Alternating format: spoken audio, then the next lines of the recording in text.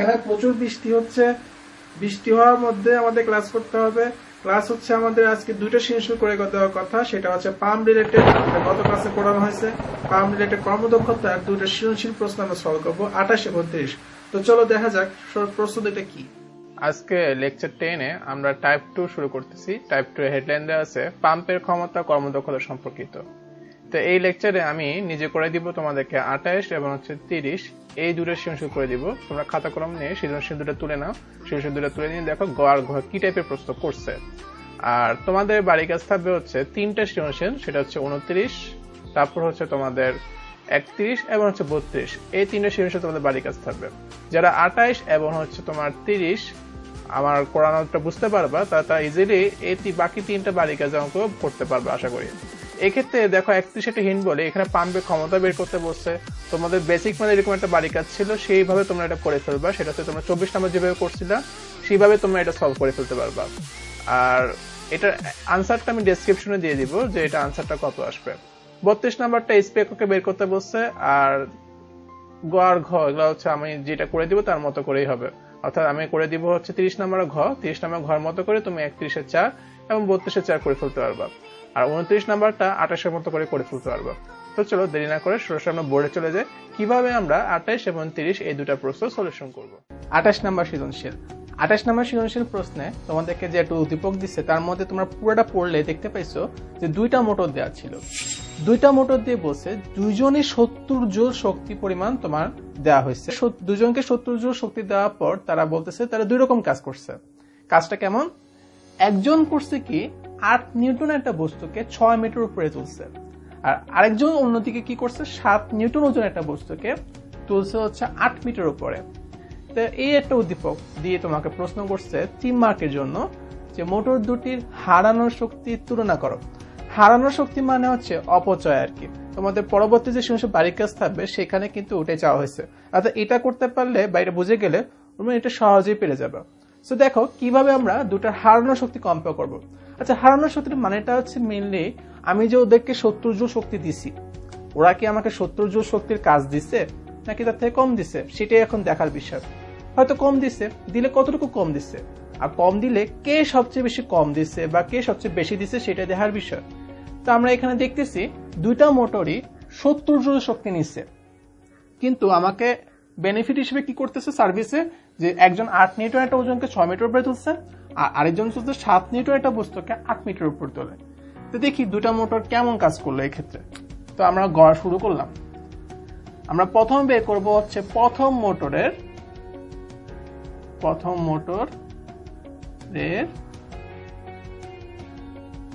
কর্তৃক লব্য কার্যকর শক্তি।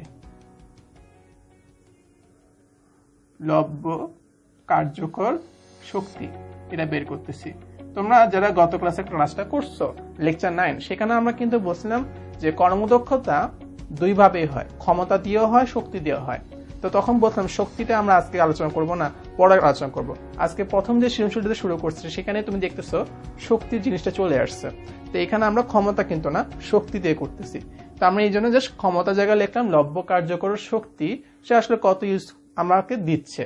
তো ক্ষমতার সূত্র নিবা না, কারণ পি সমান mgs/t হচ্ছে ক্ষমতার সূত্র। এখানে বের করতেছো শক্তি, আর শক্তি মানে হচ্ছে কাজ। তো কাজের সূত্র ছিল w সমান কি fs, আমরা ওটাই লিখবো। w সমান হচ্ছে fs লেখার পর এখন দেখো তো প্রথম মোটরটা 8 নিউটনের বস্তুকে ওজনের বস্তুকে 6 মিটার উপরে তুলছে।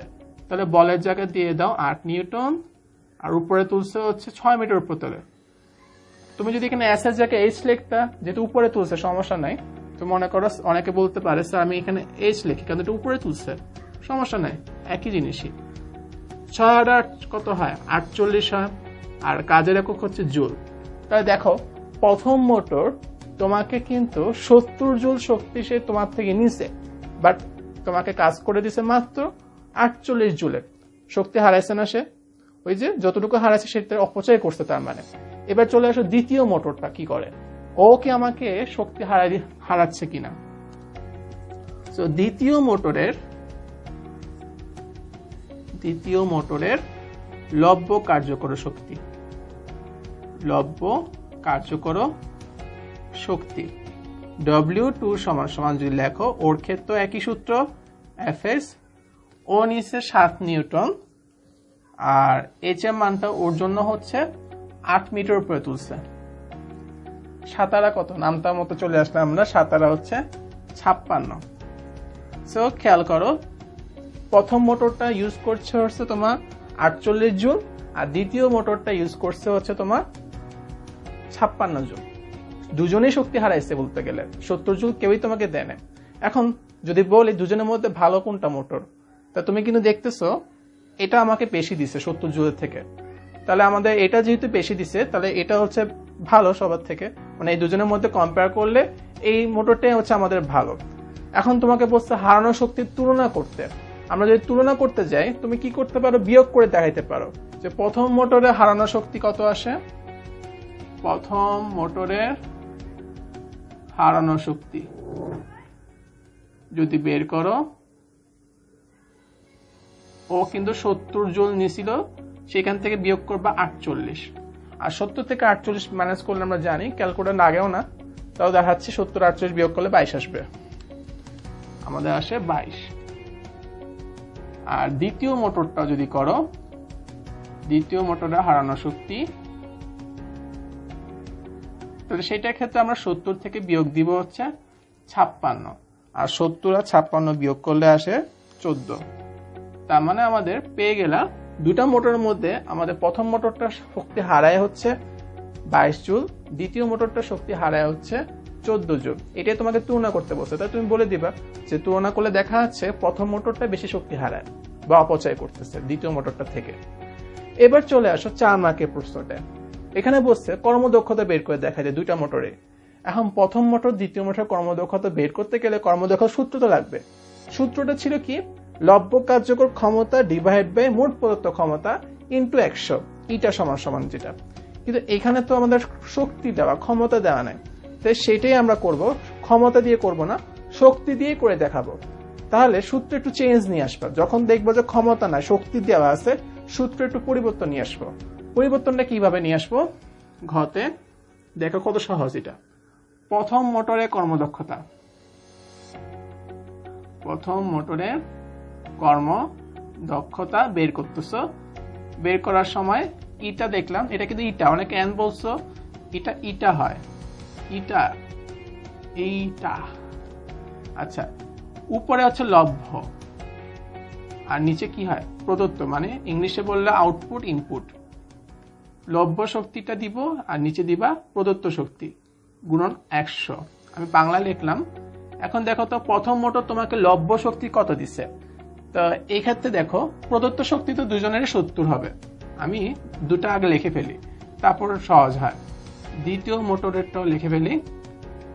দ্বিতীয় মোটরের কর্মদক্ষতা ইটা 2 সমান সমান হবে, ওরটাও লব্য উপরে আর প্রদত্তটা নিচে, ইন্টু হচ্ছে 100। খেয়াল করো দুজনের ক্ষেত্রে আমাদের কিন্তু নিচে 70 থাকবে, কারণ দুজনকে তুমি প্রদত্ত শক্তি হিসেবে 70 জুল দিয়েছিলে, কিন্তু দুজনের ক্ষেত্রে লব্যটা একই আসেনি তোমার। তুমি দেখো লব্যটা গতেই বের করে ফেলছিলাম। প্রথম মোটরটা লব্য শক্তি হচ্ছে 48 জুল, আর দ্বিতীয় মোটরটার লব্য শক্তি হচ্ছে 56 জুল। এটা কিন্তু না, এটা হারানো শক্তি। অনেকে দেখা যায় ক্লাসে থাকলে এটা দিয়ে করে ফেলতেছিল, 22 বসায় আর 14 বসায়, এটা ভুল হয়ে যাচ্ছে। এটা তোমার অপচয় শক্তি বা হারানো শক্তি, এটা লব্য না। লব্য মানে হচ্ছে তুমি ওর থেকে যেটা পাইছো, এটা তো পাও না, এটা হারাইছো, পাইছো এইটা।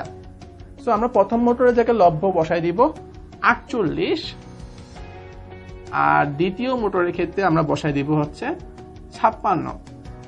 তো আমরা দেখি কত আসে। প্রথম মোটরটা আসবে হচ্ছে 68.57। আমরা জানি কর্মদক্ষতা এককটা পার্সেন্টেজে আমরা দিয়ে থাকি। আর দ্বিতীয়টার ক্ষেত্রে আসতেছে 80%। সো দেখো কত সহজ হয়ে গেল, আমরা কিন্তু শক্তি দিয়ে বের করে ফেলছি, ক্ষমতা লাগে নাই। আমরা কর্মদক্ষতা দুই ভাবেই করা যায়, ক্ষমতা দিয়েও করা যায়, শক্তি দিয়েও করা যায়। এই অঙ্কটা আমরা শক্তি দিয়ে করে ফেলতে পারছি। প্রদত্ত শক্তিটা প্রদত্ত শক্তির জায়গায় বসাইছো, লব্য শক্তিটা লব্য শক্তির জায়গায় বসাই দিছো, আর বের করার পর দেখতে পারতেছি দুটা মোটরের মধ্যে কোনটা বেস্ট, এটা। আপাতত এটা দিয়ে কাজ চালাতে হবে, কারণ এটা 80% দিতেছে তোমাকে কর্মদক্ষতা। তাহলে দুইজনের মধ্যে কর্মদক্ষতা ভালো হচ্ছে, এটা অপচয় কম করে, এটা সব দিক থেকে এটা পারফেক্ট। এই ছিল আমাদের 28 নম্বর প্রসেস সলিউশন। আশা করি বুঝতে পারছো, খুবই ছোট অঙ্ক, তোমরা 29 নম্বরটা এটার মধ্যে হুবহু করে ফেলতে পারো। চলে যাই আমি 30 নম্বর প্রশ্নে। 30 নম্বর প্রশ্ন, লেকচার 9 করার পর অনেকের মধ্যে একটা কনফিউশন কাজ করতেছিল, স্যার পি ইন পি আউটটা আমার জন্য এখনো ঘোলাস লাগতেছে, কখন অ্যাপ্লাই হবে এটা? এই প্রশ্নটা বুঝে গেলে তোমাকে আর এটা নিয়ে খুব একটা মাথা ঘামাতে হবে না আমি মনে করি। So P in P out কখন আসবে, কখন শুধু P equal to MGS by T হবে, এটা এই সৃজনশীলটা একটা পারফেক্ট এক্সাম্পল তোমাদের বোঝানোর জন্য। তো আমরা সৃজনশীলটা দেখে আসি। বলতেছে কি, একটা মোটর অঙ্ক। আবার এই মোটরটা তোমাকে বলতেছে 5 কিলোওয়াট ক্ষমতা সম্পন্ন। তাহলে 5 কিলোওয়াট মানে কিন্তু কত ওয়াট? 1000 দিয়ে গুণ দিতে হবে তোমাকে, আর গুণ দিলে আসে 5000। তাহলে আমরা পাইলাম 5000 ওয়াট সম্পন্ন একটা মোটর।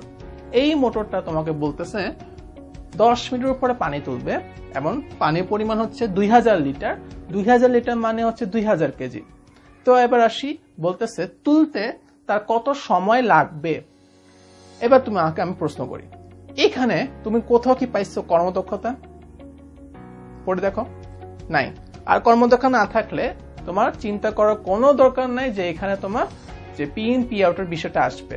তাহলে এখানে আমাদের দেখতেছি সহজে আমরা পি সমান এমজিএস বাই টি দিয়ে করে ফেলতে পারতেছি। সময় বের করতে বলছে, কোনো ব্যাপার না, আমরা লিখবো আজা গতে, যে বলতেছে পানি তুলতে কত সময় লাগবে, আমরা গ সলভ করতেছি কিন্তু যে এতটুকু পানি তুলতে কত সময় লাগবে। তো লিখবা কি, পি সমান এমজিএস বাই টি।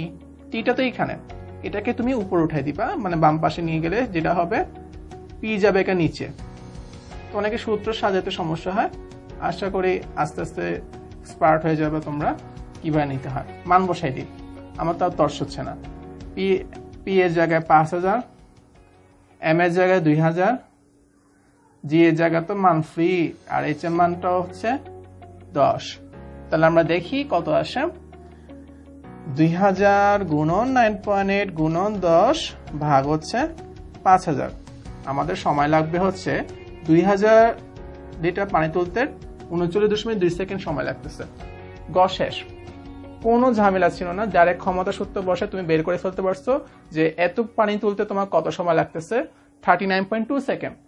এবার চলে আসে ঘতে, 4 মার্কের প্রশ্ন। যেটা 4 মার্কের প্রশ্ন বলতেছে সেম ক্ষমতায় দিলাম, কিন্তু কর্মদক্ষতা দিচ্ছি 60%। 60% যদি কর্মদক্ষতা থাকে তাহলে বলতেছে কি সময়ের ব্যবধান কত লাগবে। তাহলে এবার আমাকে বলো, পি ইন পি আউটে ঝামেলা আসবে, মানে প্রদত্ত ক্ষমতা লব্য ক্ষমতা ঝামেলা আসবে কিনা? তো সবাই মাথা নাড়াচ্ছে, হ্যাঁ স্যার আসবে, কারণ এবার কর্মদক্ষতা দিয়ে দিছি। আর কর্মদক্ষতা দিয়ে দিলেই তাহলে আমাদের পি ইন পি আউটে ঝামেলা আসবে। তো এখানে তো সময় বের করতে বলছে, তাই না? তো আমি এরকম মতো করে এই জায়গাটা লিখে ফেলি যে আমি তো সময় বের করবো দিন শেষে, কিছু না লেখে আগে এটাই লিখতেছি যে পি সমান হচ্ছে কি লিখছিলাম গতে এমজিএস বাই টি। তাহলে এখানেও লিখবো টি সমান এমজিএইচ বাই পি। এম এর জায়গায় 2000ই থাকবে, জি এর জায়গায় 9.8, এইচ এর জায়গায় 10, কিন্তু পি সে কিন্তু তোমাকে আর 5000 দিবে না, কারণ কর্মদক্ষতা চলে আসছে 60% সে দিবে। তো এই জন্য তোমার এখানে ঝামেলা হয়ে যাচ্ছে। সো কর্মদক্ষতা থাকলে ঘাপলা আছে, আর ঘাপলা মানে পি ইন পি আউট চিন্তা করবে, মানে প্রদত্ত লব্যটা চিন্তা করব। তো দেখি কি করতে হবে এখন। আগে যেটা শুধু পি সমান 5000 লিখছিলাম, এবার কিন্তু সেটা পি না, এবার সেটা কিন্তু প্রদত্ত ক্ষমতা হয়ে গেল। এটা গায়ে লেখা ছিল 5000, কোম্পানির প্রচারের জন্য বেশি বেশি লিখছে, কিন্তু সাথে আবার বলে দিচ্ছে কর্মদক্ষতা আবার হবে 60%। আর আগের মতো এগুলা ছিল, এইচ এর মান 10, এম এর মান 2000 লিটার মানে 2000 কেজি। আমি বের করতে বলছে সময়। তো খেয়াল করো, এখন তোমাকে যেখানে বসাইতে হবে পি, এটা কিন্তু আমরা বসাবো পি আউট। তো এটা একটা কনফিউশন ক্লিয়ার করে দিই। তুমি যখন পি সমান এমজিএস বাই টি তে, মানে কর্মদক্ষতা অঙ্কগুলোতে তুমি যখন এই সূত্র অ্যাপ্লাই করতেছো, সময় বের করতে বলতে পারে, বা এইচ বের করতে বলতে পারে, বা ভর বের করতে বলতে পারে, ক্ষমতা যেটা বসাবা সেটা তোমাকে পি আউট বসাইতে হবে, কারণ সে কাজ করবে পি আউট দিয়ে, পি ইন দিয়ে করতে পারে না, পি ইনটা দিয়ে তার কাজ হবে না, পি আউট দিয়ে কাজ হয়। তো আমরা এখানে পি আউট বসাবো, নট পি ইন। এটা ক্লিয়ার হয়ে যাও যে কর্মদক্ষতা থাকলে এই সূত্রে পি আউটই বসাইতে হবে, পি ইন না। তো আমরা পি আউট তো জানি না, পি আউট তো বের করিনি। আর যখন এই সূত্র থেকে মানটাও বের হয়, উল্টা প্রশ্নটাও বলতেছি, মনে করো আমি এটা দিয়ে পি বের করতেছি কর্মদক্ষতা অঙ্কতে, পি বের করলাম, পি যেটা বের হবে এটা লব্ধই বের হবে, পি ইন বের হয় না, পি আউট বেরিয়েছে। ঠিক আছে, তো জিনিসটা একই কথা, এইখানে সবসময় লব্ধ হবে কর্মদক্ষতা অঙ্কে। তো আমরা পি আউটটা বের করে ফেলি। পি আউটটা বের করবো কিভাবে, যে আমরা জানি ইটা সমান সমান P out by P in গুণন 100। তাহলে পি আউট সমান সমান হবে মানে লব্ধ।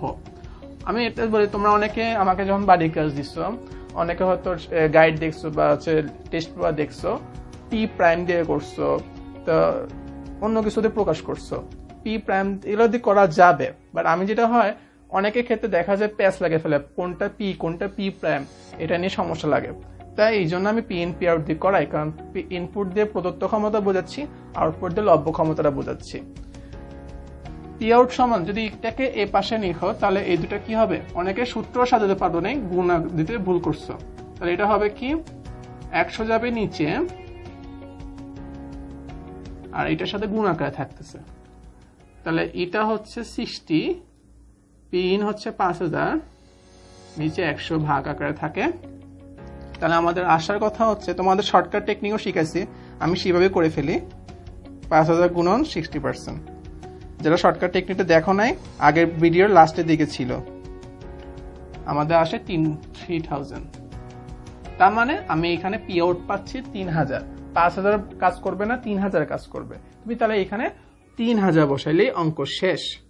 সো ডিফারেন্সটা দেখো, আগেরটা 5000 বসাই দিছি না, কারণ ওখানে কর্মদক্ষতা ঝামেলা ছিল না, আর এইখানে কর্মদক্ষতা থাকার কারণে তুমি কর্মদক্ষতা অ্যাপ্লাই করে তুমি যেটা পাইছো সেটা বসাচ্ছ।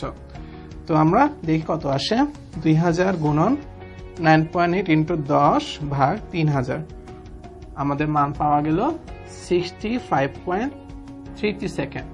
তো এখানে যেহেতু তুমি যে পিটা বসাচ্ছ সেই পিটা তো লিখে দেওয়া উচিত, প্রাইম দিয়ে প্রকাশ করে প্রাইম দিবা, নাহলে আউট দিয়ে লিখলে পি আউট লিখলা। তুমি দেখো তো সময়ের ব্যবধান কি আসছে না, সময় কি একই লাগছে, আগেরটা লাগছিল 39.2 সেকেন্ড আর এবার লাগতেছে 65.30 সেকেন্ড। দুটার মধ্যে অবশ্যই তফাৎ আছে বা ব্যবধান পাইছো, বিয়োগ করে দেখা দাও সময়ের ব্যবধান কত। সুতরাং সময়ের ব্যবধান আসতেছে 65.33 মাইনাস 39.2। আমরা যদি বিয়োগ করে দেখাই তাহলে আসতেছে 26.1 সেকেন্ড। এটাই হচ্ছে আমাদের আনসার।